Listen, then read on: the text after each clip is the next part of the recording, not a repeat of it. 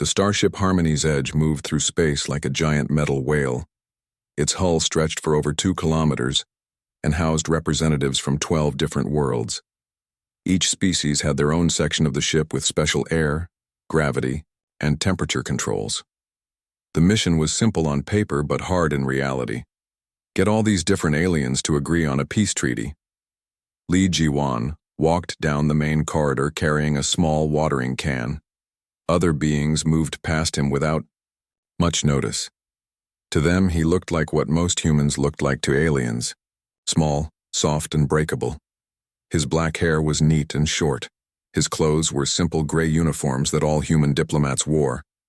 Nothing about him seemed special or dangerous. Jiwan worked as a cultural attaché. This meant he studied how different species acted and thought. He wrote reports about their customs and habits. Most aliens thought this job was boring and pointless. They were wrong, but Jiwan never bothered to correct them. In his small quarters, Jiwan had built a tiny garden. Green plants from Earth grew in careful rows under artificial sunlight.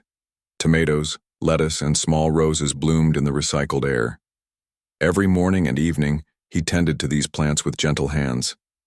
The other species found this habit strange. Why grow food when the ship had machines that could make any meal in seconds?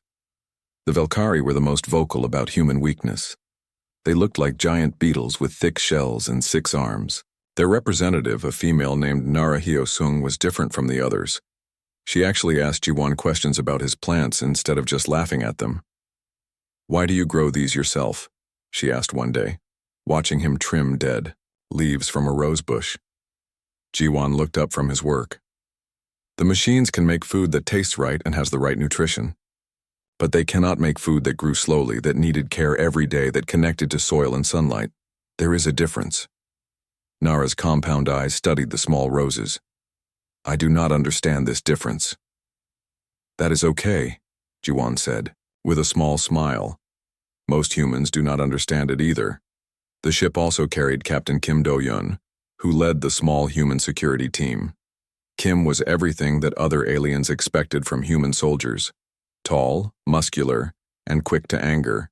When someone insulted his people, he and his team of 20 guards kept the peace when different species got too aggressive with each other. Kim often visited Jiwan's quarters, not for the plants but for the quiet. The rest of the ship buzzed with tension as different species argued about territory, trade routes, and old wars. "They think we are weak," Kim said one evening, sitting on Jiwan's small chair while the attaché watered his tomatoes. "They are not wrong," Jiwan replied, not looking up from his plants. Kim frowned. "What do you mean? Humans have fought in 3 galactic wars. We have colonies on 40 worlds. We build ships that can cross the galaxy." "Yes," Jiwan agreed. "But look at us compared to them. The Velkari have shells that can stop plasma bolts. The Threnodi can read minds and move objects without touching them. The Gorvani are 3 times our size and 10 times our strength. In a straight fight, most species could defeat most humans. Then why do they need us for this peace treaty?" Jiwan finally looked up from his plants. "Because sometimes the strongest person in the room is not the one who can break the most things." The Threnodi made their opinions about humans very clear. These tall, thin aliens had large heads and pale skin that seemed to glow. They communicated mostly through telepathy, which made talking to other species difficult. Their representative, Kes Mindweaver, spoke out loud only when absolutely necessary. When he did speak, his words cut like knives. "Humans," Kes had said during one diplomatic dinner, "are barely past the stage of throwing rocks at their enemies. Why the Galactic Council included them in these important talks is beyond understanding." Elder Myung Cholman, who led the human delegation, had started to respond angrily. But Jiwan had simply continued eating his dinner, as if nothing had been said. This reaction seemed to confuse Kes more than any angry words would have. The Gorvani were different. They looked like bears crossed with lions, standing over 3 meters tall with thick fur and claws that could tear through metal. But they were not cruel like the Threnodi. They simply saw humans as small children who had wandered into adult conversations. Their representative, a massive male called Thunderclaw, often patted Jiwan on the head when they met in the corridors. "Little human," Thunderclaw would rumble in his deep voice. "You should be more careful walking among real warriors." Jiwan always thanked him politely for the concern. The ship had been traveling for 6 weeks when strange readings began to appear on the sensors. They were still 3 days away from their destination, a world called Kepler 442b, where the peace talks would happen. But something was sending out energy signals from the planet's surface. Jiwan spent his free time in the ship's library, reading everything he could find about their destination. Most files said the same things. Kepler 442b was home to the Zanari, a peaceful species that had never fought a war. They lived in crystal cities and grew their food in floating gardens. They had offered to host the peace talks because they had no enemies and no reason to favor one side over another. But in the older files, the ones that most people never bothered to read, Jiwan found different information. Ancient Zanari stories spoke of deep places and sleeping guardians. There were references to southern continents that were forbidden to all visitors. Most interesting was a line in a cultural survey from 50 years ago. The Zanari believed that some places should never be disturbed, for what lies beneath might wake hungry. When Jiwan showed these files to Captain Kim, the soldier shrugged. "Probably just old superstitions. Every world has ghost stories." Jiwan watered his roses and said nothing. In his experience, the stories that people told to scare children often contained the most important truths. 2 days before they reached the planet, the energy readings grew stronger. The ship's scientists could not explain what was causing them. The signals seemed to come from deep underground, from the exact region that the ancient Zanari stories said should never be disturbed. Most of the alien representatives ignored these readings. They were focused on the coming negotiations and the chance to gain advantage over their enemies. Only Jiwan seemed worried about what might be waiting for them on the planet's surface. He spent that last night in his garden, reading an old Earth book about dragons and the people who tried to fight them. Outside his small window, stars moved, slowly past as the ship carried 12 species toward a world where something ancient was beginning to wake up. The planet Kepler 442b looked like a jewel hanging in space. Blue oceans covered most of its surface, broken by 3 large continents that sparkled with what looked like glass cities. As the Harmony's edge entered orbit, everyone crowded around the observation windows to get their first look at their destination. Jiwan stood quietly in the back of the group, watching not the planet, but the faces of his fellow travelers. The Velkari clicked their mandibles in approval at the sight of the crystal structures. The Threnodi remained silent, but their pale skin glowed brighter, which meant they were excited. Even the massive Gorvani pressed their furry faces against the windows like curious children. Only the energy readings worried the ship's crew. They had grown stronger during the last day of travel. Captain Kim had run 3 separate scans of the southern continent, but the scanners could not penetrate whatever was causing the signals. It was as if something very large and very powerful was sleeping deep underground. The Zanari came to meet them in ships that looked like flying flowers made of crystal and metal.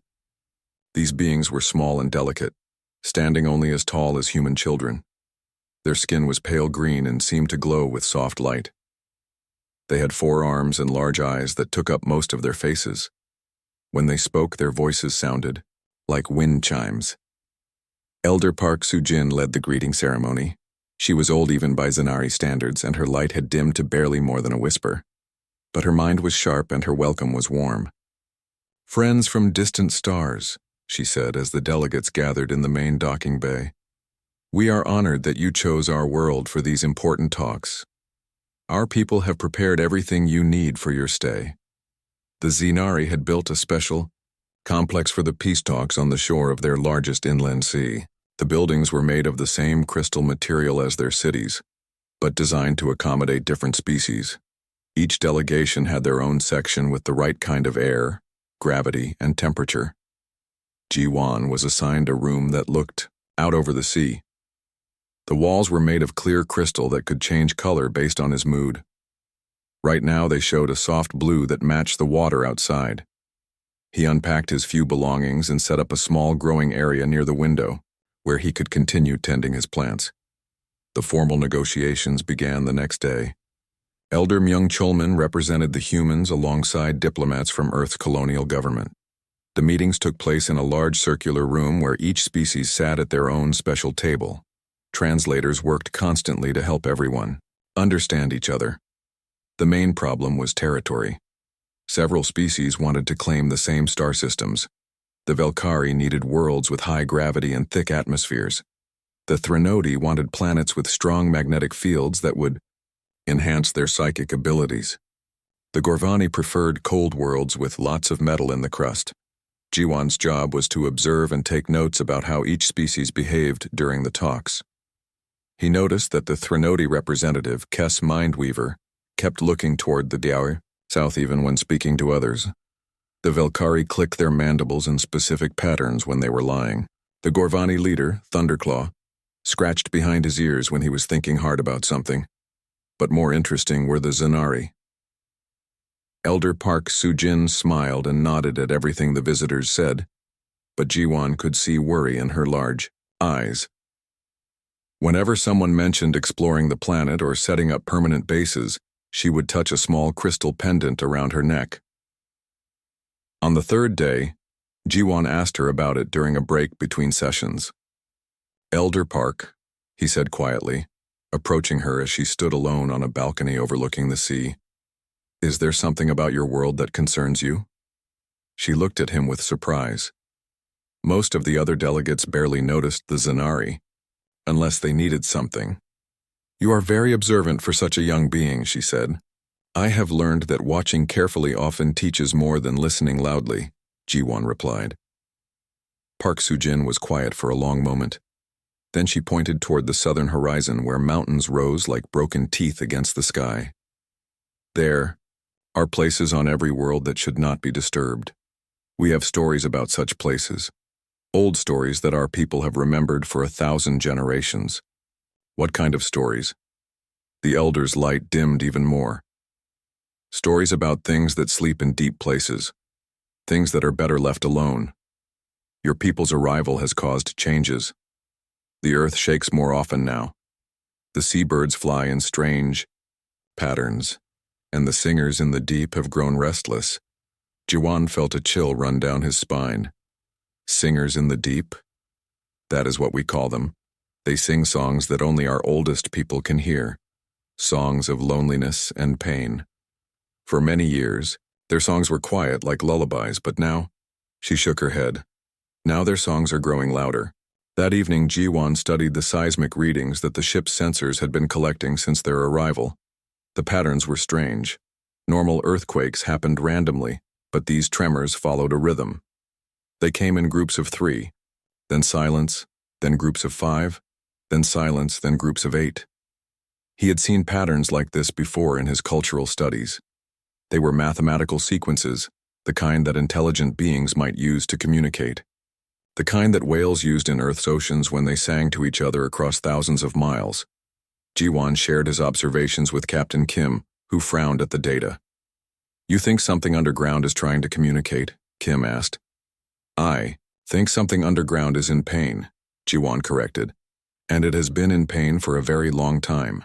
The negotiations continued, but Jiwon found it harder to concentrate on trade agreements and border disputes.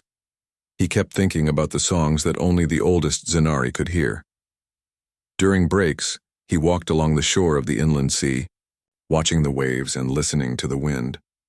On the 5th day, he met Nara Hyosung by the water.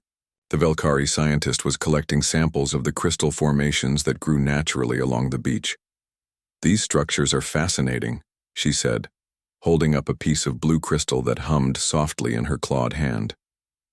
"They seem to grow, according to some kind of harmonic frequency, as if the planet itself is singing and these crystals are trying to match the tune."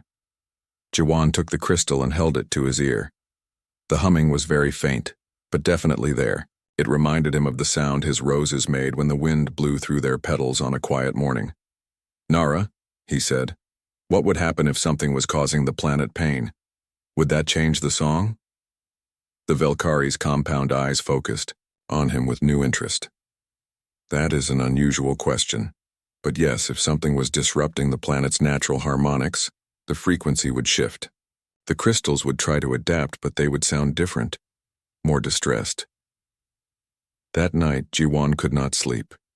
He stood at his window, watching the stars reflect off the surface of the sea.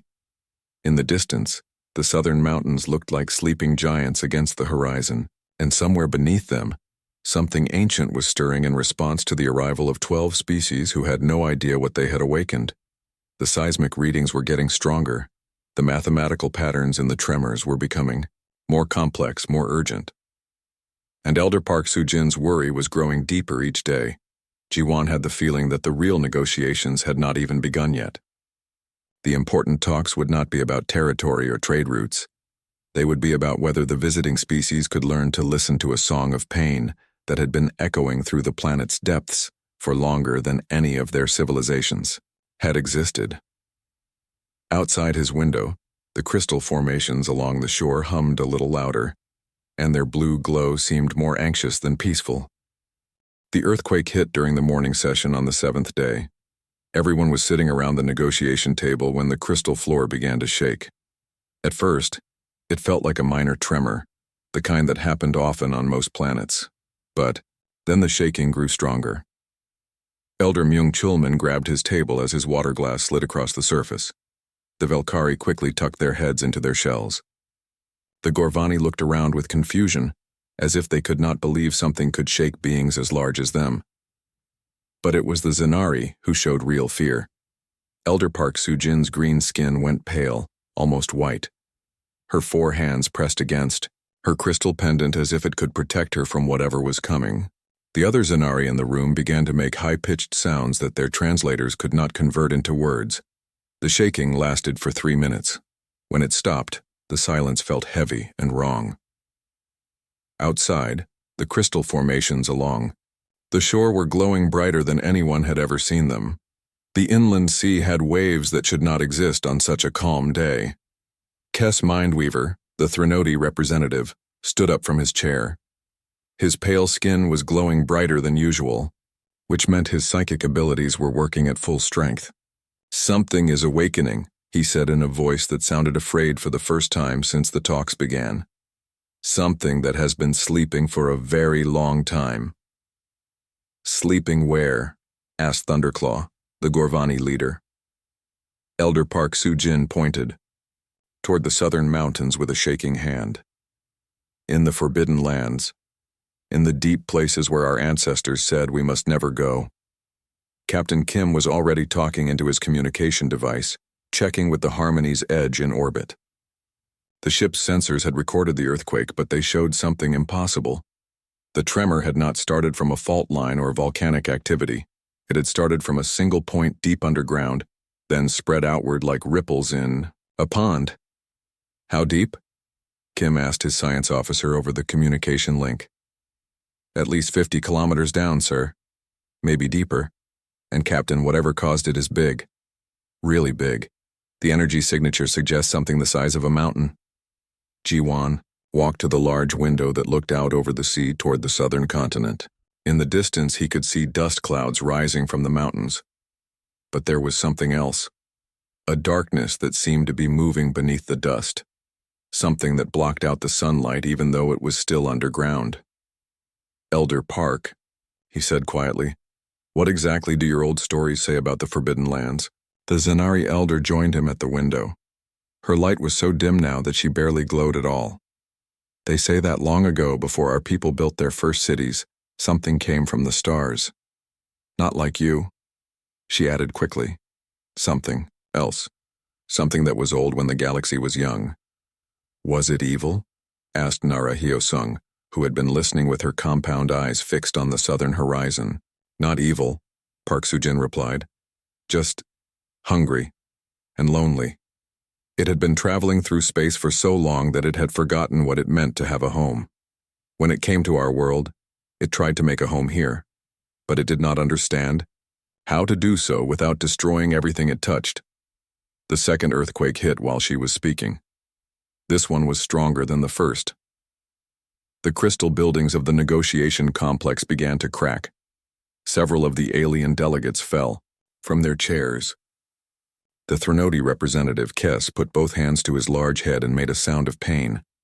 "It is screaming," Kess said through gritted teeth. "Something down there is screaming directly into my mind. The psychic pressure is enormous."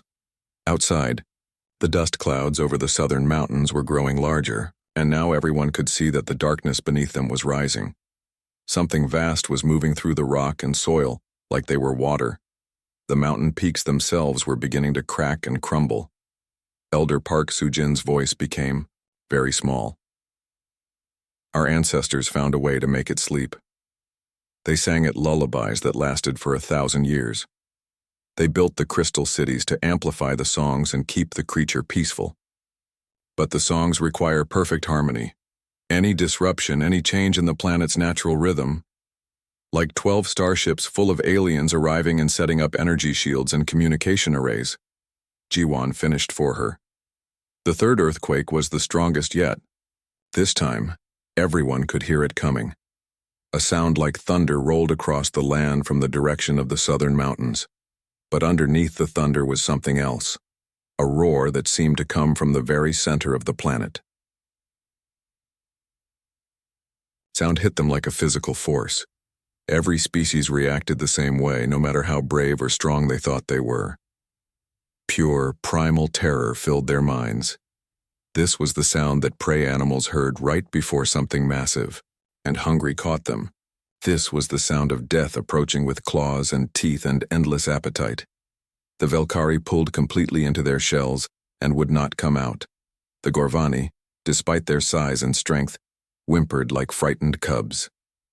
Even Captain Kim and his security team went pale and reached for weapons that they knew would be useless against whatever was making that sound. Only 2 beings in the room did not seem affected by the fear. Jiwon stood calmly at the window watching the southern mountains crumble.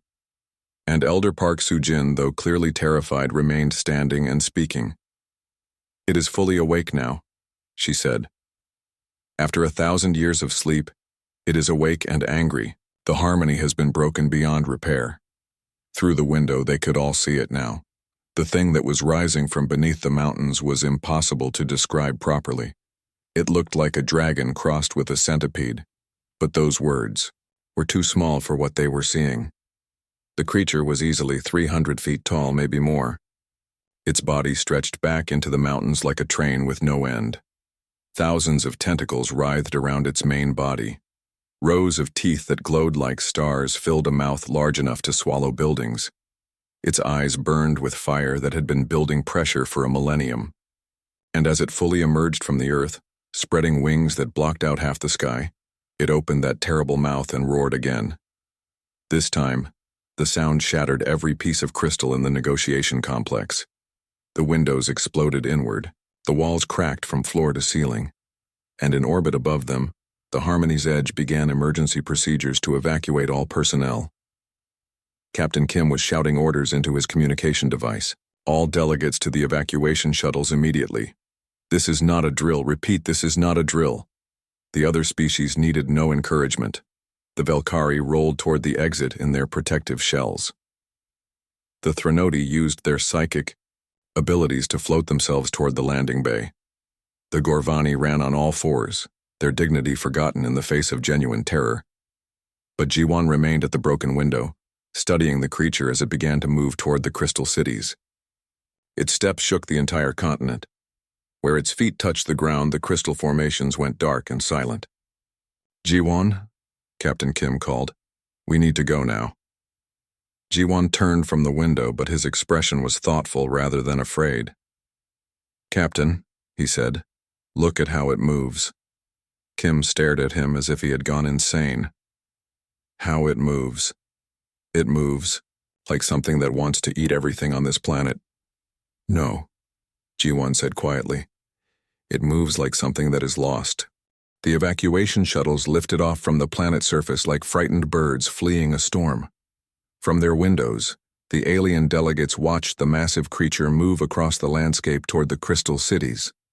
Its every step sent shockwaves through the ground. Its roar shattered buildings that had stood for centuries. Captain Kim stood in the shuttle bay of the Harmony's Edge, counting heads as each group arrived. The Velkari had sealed themselves completely in their shells and refused to come out. The Threnodi sat in meditation circles, trying to block the creature's psychic screaming from their sensitive minds. The Gorvani huddled together like scared children, their massive forms shaking with fear. "Where is G1?" Kim asked Elder Myung Chulman as the last human shuttle docked. The elder diplomat looked around the bay with confusion. "He was right behind us. I thought he got on one of the other shuttles." Kim felt his stomach drop. He ran to the communications station and opened a channel to the planet's surface. "G1, respond immediately. We are ready for emergency pickup." Static answered him for several seconds. Then G1's calm voice came through the speakers. "I am still at the negotiation complex, Captain. What are you doing down there? That thing is heading straight for you." "I know," G1 replied. "I am watching it walk." Kim grabbed the communication device with both hands. "G1, listen to me very carefully. Get to the emergency beacon we left behind. I will send a shuttle to pick you up. Do not try to be a hero." "I am not being a hero," G1 said. His voice sounded strangely peaceful. "I am being a gardener." The communication went silent. Kim stared at the device as if it had betrayed him. Around the shuttle bay, representatives from 11 different species watched the human captain with expressions that ranged from confusion to pity. Down on the planet's surface, G1 walked out of the ruined negotiation complex. The crystal walls had been shattered by the creature's roar, and glass covered the ground like sharp snow. He stepped carefully over the debris, carrying a small backpack and his portable music player. The creature was less than a mile away now. Up close, it was even more impossible than it had looked from the mountains. Its body stretched back beyond the horizon like a living mountain range. Tentacles as thick as trees writhed around its main form, each one tipped with eyes that burned, like small suns. Its mouth could have swallowed the entire negotiation complex without effort, but G1 did not run. Instead, he sat down on a piece of broken crystal and pulled out his music player. He scrolled through his collection until he found what he was looking for. Bach's Brandenburg Concerto No. 3. The same piece he had been listening to the night before the creature woke up. The creature's massive head turned toward him. Eyes larger than houses focused on the tiny human sitting alone among the ruins. The beast opened its mouth, showing rows of teeth that glowed like stars.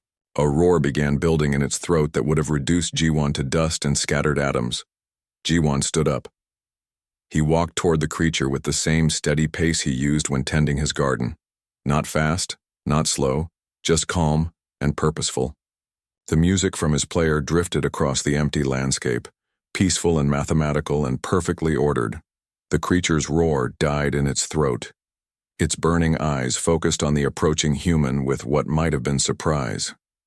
Here was something that was not running away, something that was not screaming in terror, something that was walking toward it as if it were just another being that needed attention.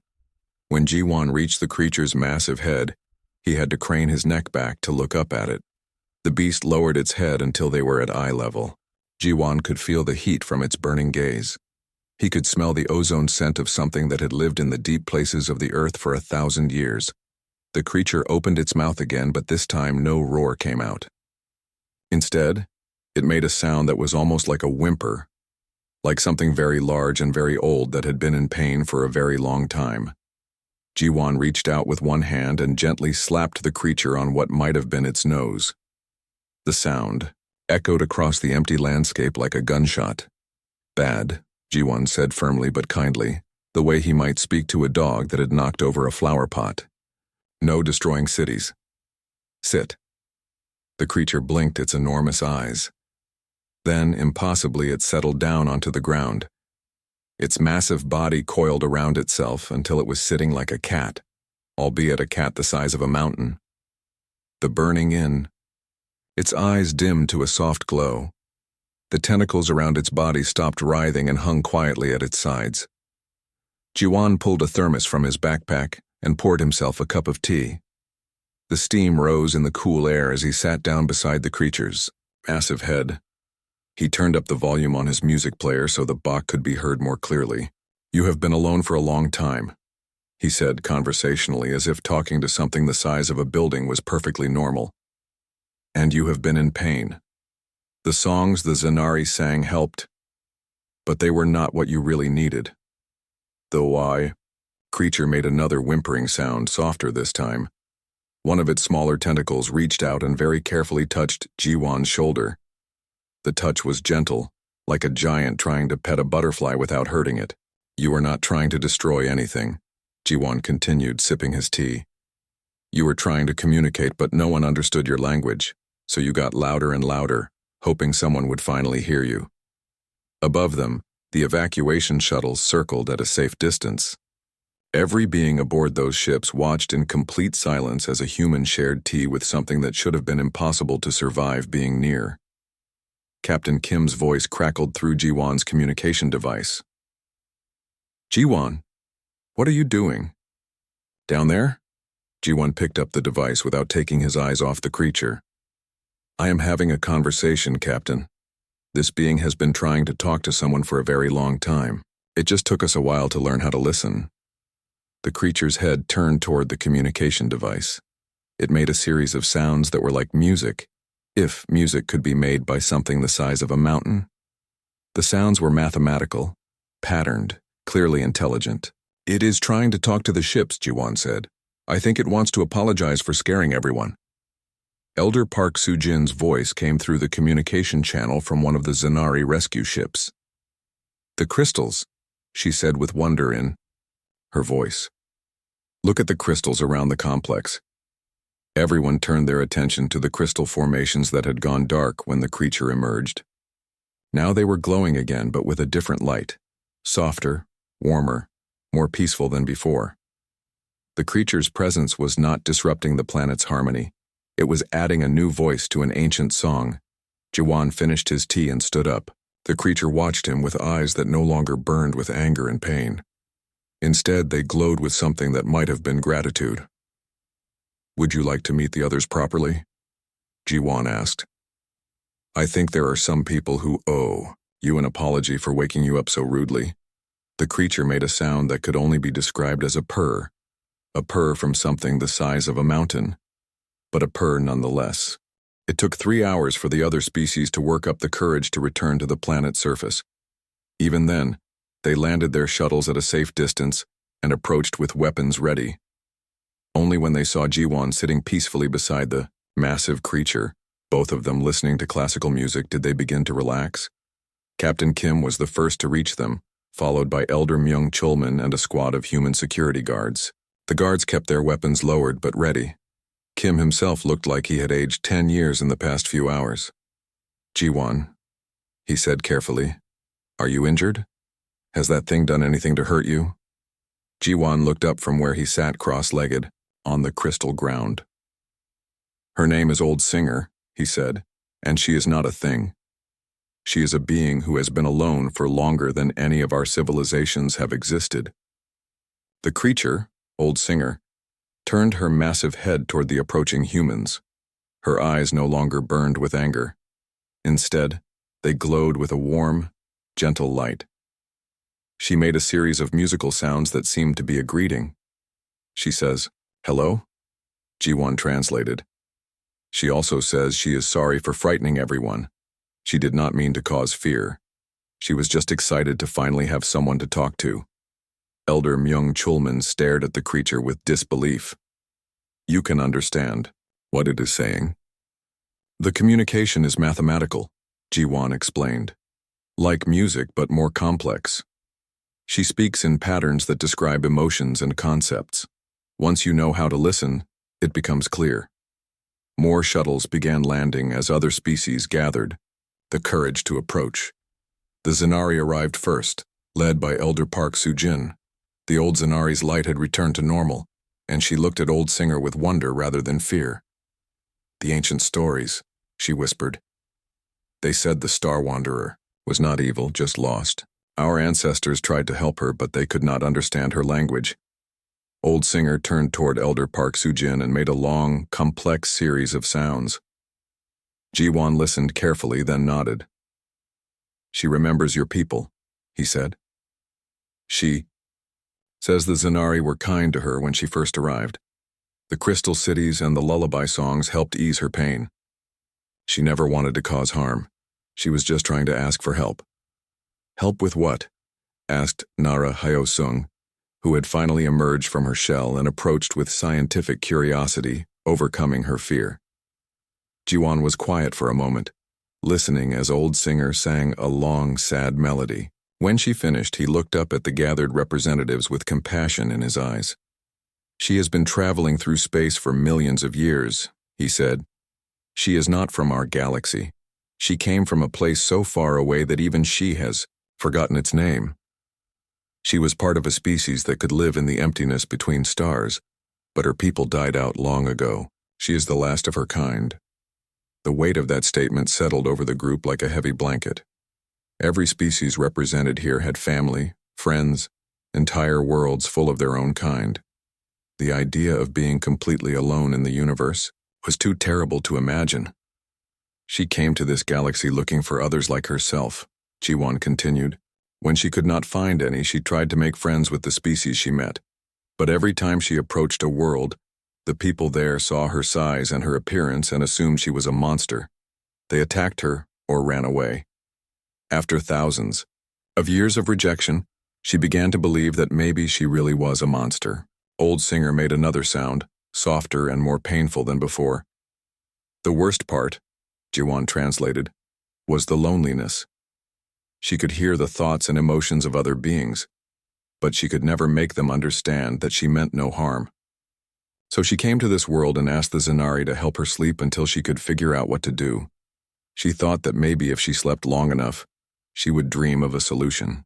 Kes Mindweaver, the Threnody representative, had been standing at the edge of the group with his pale skin glowing dimly. Now he stepped forward, his large head tilted to one side. "I can feel her emotions," he said slowly. "The psychic pressure I sensed earlier was not anger or hunger. It was grief. Enormous ancient grief."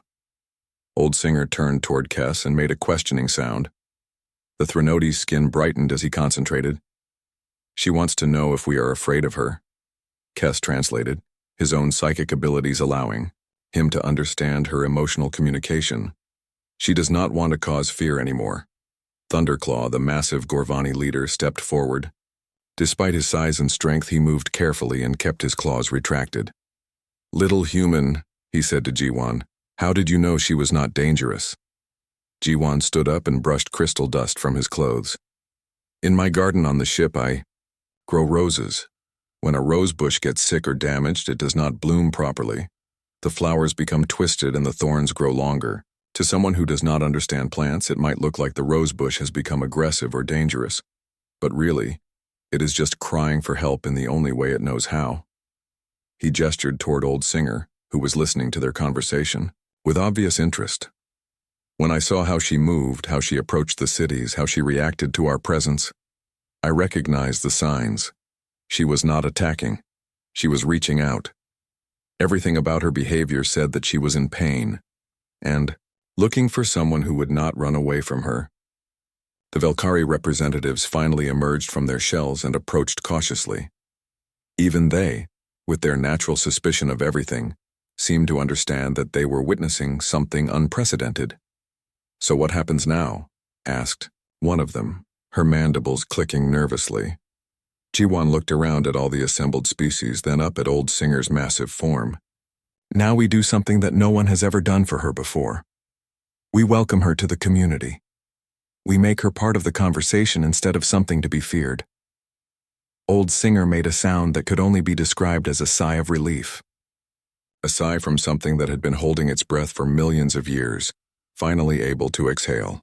6 months later, the peace negotiations had become something completely different from what anyone had originally planned. Instead of arguing about territory and trade routes, the 12 species found themselves working together on the most important first contact mission in galactic history. Old Singer had shared knowledge that changed everything they thought they knew about the universe. She had traveled between galaxies and seen the birth and death of stars. She knew about cosmic phenomena that their best scientists could only guess at. She had maps of space routes that could cut travel time between distant worlds from years to months.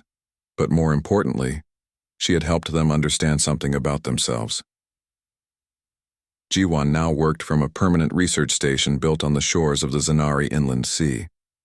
The station was designed to accommodate both tiny humans and a being the size of a mountain. Special communication arrays translated Old Singer's mathematical language into forms that other species could understand. The garden Jiwan had started in his ship quarters now covered several acres.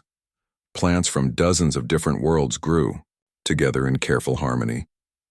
Old Singer had learned to tend some of the larger sections herself, using her smaller tentacles to plant seeds and water-growing vegetables.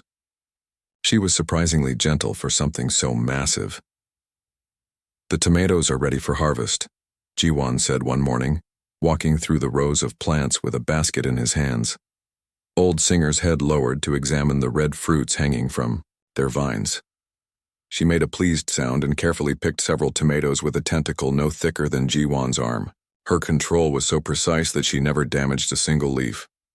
"You are getting much better at that," Jiwan said, adding the tomatoes to his basket. "When you first tried gardening, you accidentally uprooted an entire section of corn." Old Singer made a sound that could only be described as laughter. Over the months, the other species had learned to recognize many of her emotional expressions. Laughter sounded like wind chimes mixed with distant thunder. Sadness was like a whale song that went on for hours. Happiness was a complex harmony that made every crystal on the planet glow brighter. Captain Kim approached from the research station, carrying his daily report. He had been promoted to head of security for the entire First Contact project.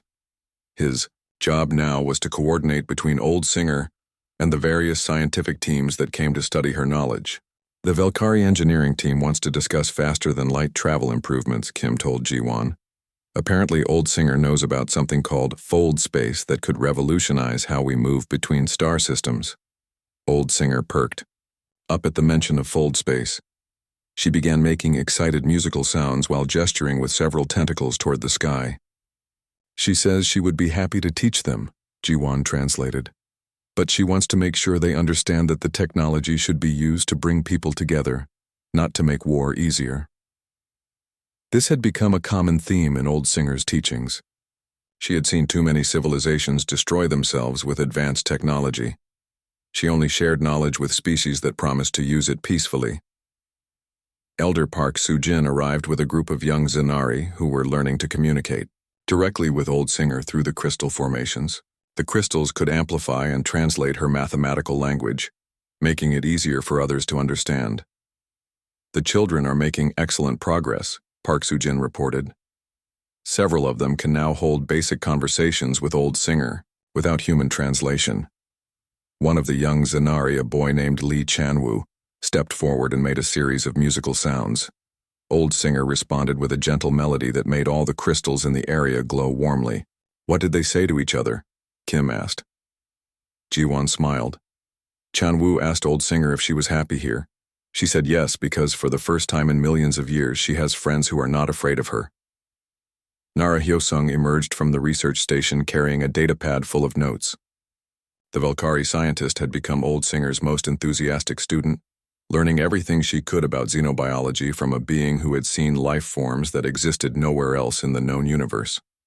"Old Singer has agreed to help us establish communication networks with other ancient beings," Nara announced. "Apparently there are others like her scattered throughout the galaxy. Not the same species, but other ancient travelers who have been alone for so long that most people assume they are monsters." This news caused excitement among all the gathered representatives. The idea that there might be other Old Singers out there waiting for someone to approach them with kindness instead of weapons opened up possibilities that no one had imagined. "How many others?" asked Thunderclaw, who had arrived with a delegation of Gorvani anthropologists. Old Singer sang a long, complex melody that took Jiwan several minutes to translate.